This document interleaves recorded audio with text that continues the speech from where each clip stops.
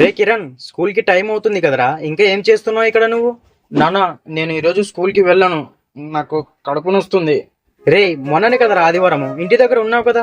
వారానికి ఏదో ఒక సాకు పుడుకుతూనే ఉంటావు కదరా నువ్వు.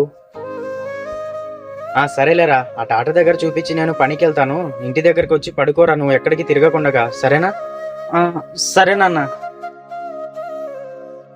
అరే నాన్న, ఎక్కడికి వెళ్తున్నావురా? డ్యూటీకి వెళ్తున్నానన్న. రాత్రి జ్వరం వచ్చిందని సరిగ్గా పడుకోలేదు కదరా. ఈ ఒక్కరోజు డ్యూటీకి వెళ్ళకపోతే ఏమవుతుంది?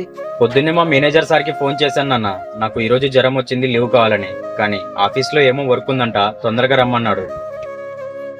కావాలంటే సాయంత్రం పొద్దుగాల పంపిస్తాడంట. అందుకే డ్యూటీకి వెళ్తున్నానన్న. అరే, ఏం కాదులేరా, వాళ్ళు అలానే చెప్తూ ఉంటారు. నువ్వు టాబ్లెట్లు వేసుకొని కాసేపు పడుకోపో. నాన్న, చిన్నప్పుడైతే ఏదో ఒక సాకు చెప్పి స్కూల్కి పోయేవాడిని కాదు. కానీ ఇప్పుడు అలా కుదరదు నాన్న.